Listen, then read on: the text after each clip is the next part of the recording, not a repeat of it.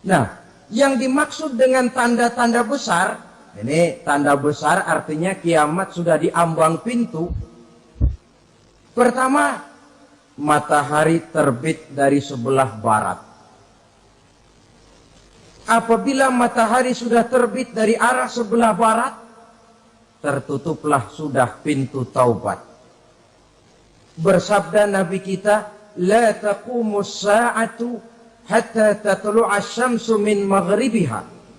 Tidak akan datang hari kiamat sampai matahari terbit dari arah sebelah barat.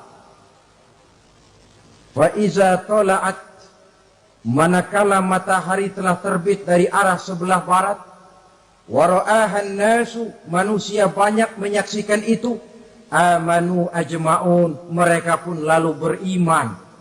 Yang tadinya kafir, yang tadinya ingkar, yang tadinya membangkang, setelah melihat matahari terbit dari sebelah barat, buru-buru beriman, berlomba-lomba mengucap dua kalimat syahadat. Tapi apa yang terjadi? Kata Nabi, wadzalika hina la yanfa'u nafsan imanuha lam takun amanat min qabl. Hari itu adalah hari yang iman sudah tidak berguna lagi bagi seseorang apabila sebelumnya memang dia tidak pernah beriman.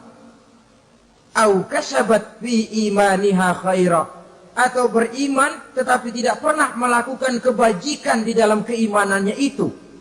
Hari yang sudah kasib, hari yang sudah terlambat, beriman tidak akan ada gunanya lagi. Ini pelajaran buat kita. Sebelum sang surya terbit dari sebelah barat, sebelum nafas sampai di tenggorokan, artinya pintu taubat masih terbuka. Kalau dua hal itu sudah terwujud, nafas sudah sampai di kerongkongan, atau matahari sudah terbit dari arah sebelah barat, tertutuplah sudah pintu taubat. Tak ada lagi gunanya pangkat, jabatan, harta, bahkan beriman pun dalam suasana macam itu. Too late, kata orang Kulon.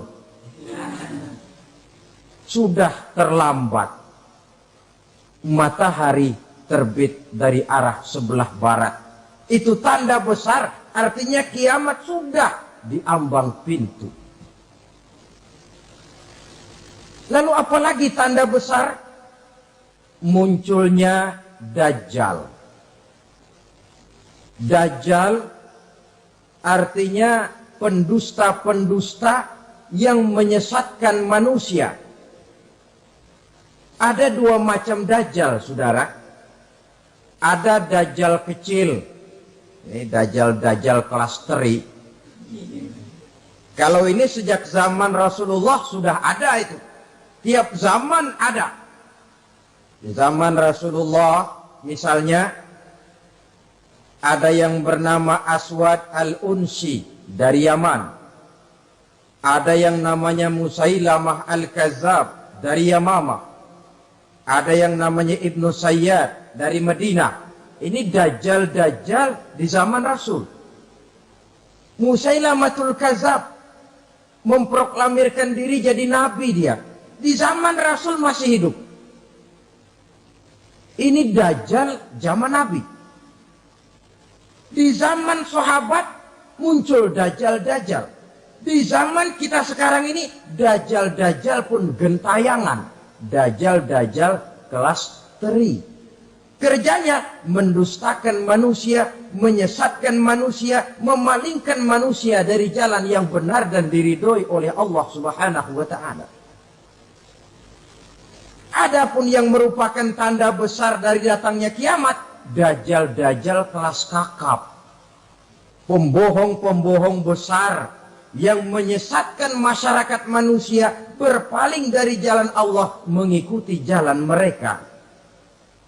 Apa sih ciri Dajjal itu? Kata Nabi dalam hadis Bukhari Muslim, Inna Dajjala, sesungguhnya yang namanya Dajjal itu yakhruju, satu saat akan muncul mendekati hari kiamat. Wa inna ma'ahu ma'an, si Dajjal ini membawa air. Wa naran, dan juga membawa api. Dua simbol. Di tangan yang satu dia bawa air, di tangan yang satu dia bawa api. Wa ammal ladzi yarahu an-nasu ma'an fanarun. Adapun yang orang banyak lihat air, hakikatnya adalah api. Yang dilihat api, hakikatnya adalah air. Oleh sebab itu, kalau api yang ditawarkan, ambillah air. Kalau air yang ditawarkan, pilihlah api. Maksudnya apa ini? Ini bahasa simbol, saudara-saudara. Dajjal bicaranya seolah-olah untuk kepentingan manusia. Menawarkan surga. Surga yang dia tawarkan hakikatnya neraka. Hai manusia, kalau kau mau bahagia, jangan dekat-dekat dengan agama. Sholat itu tidak efektif dan efisien, tidak produktif dari segi ekonomi itu. Menghadiri majelis taklim cuma buang-buang waktu. Tahajud, tasbih, tahlil, baca Quran, apa itu? Pekerjaan mubazir saja. Hidup ini cuma sekali. Masa yang cuma sekali, manfaatkan dengan sebaik-baiknya. Mumpung. Dibawanya sifat mumpung, tetapi dalam pengertian yang sangat negatif. Bicaranya seolah-olah untuk kepentingan manusia, tetapi sebenarnya menjerumuskan manusia. Menawarkan air, tapi sebenarnya api. Menawarkan api, tapi hakikatnya air. Buat apa kamu sholat? Buat apa kamu bayar zakat? Buat apa kamu puasa? Surga yang dicanangkan Dajjal, hakikatnya neraka. Neraka yang digambarkan Dajjal pada dasarnya adalah surga. Jadi memutarbalikkan fakta itu kerjaan Dajjal. Yang hak jadi batil, yang batil dibilang hak, yang benar jadi salah, yang salah malah jadi benar. Tuntunan disuruh jadi tontonan, tontonan malah menjadi tuntunan. Itu pekerjaan Dajjal profesinya. Zamannya Nabi Adam, Dajjalnya kan iblis. Betul? Betul. Apa sih gang kerayuan iblis itu? Allah setelah menciptakan Nabi Adam kan bilang, Adam, kau dan istrimu Hawa tinggal di surga ini. Seluruh fasilitas yang ada di surga persilahkan kau nikmati. Satu yang tidak boleh, jangan coba-coba dekati pohon khuldi. Dekat saja jangan, apalagi sampai memetiknya. Datang Dajjal yang namanya iblis ini. Adam, kamu tahu nggak kenapa tidak boleh makan buah khuldi? Ya nggak tahu, pokoknya saya dilarang. Bodoh kamu Dam. Khuldun artinya kekal.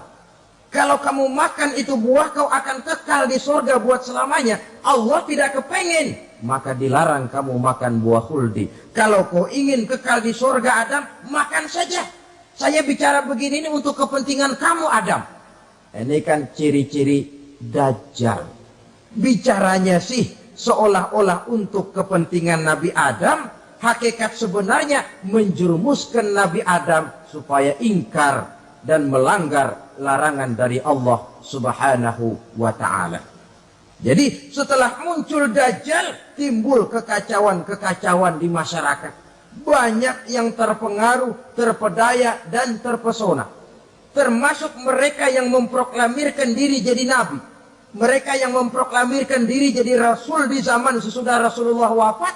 Itu adalah Dajjal-Dajjal. Maka saya ingatkan, kalau di zaman kita sekarang ini ada orang ngaku jadi nabi, ada orang ngaku jadi rasul, biar bahasa Arabnya kental, Quran hafal, hadis ribuan hadis hafal, biar pakai serban sampai menyengser ke tanah, bahasa Arabnya fasih, tapi dia mengaku jadi nabi, jadi rasul. Kita umat Islam wajib tidak percaya. Wajib untuk tidak percaya.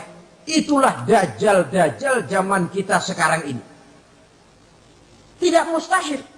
Mereka datang mempengaruhi orang awam supaya berpaling dari Rasulullah, mengikuti mereka.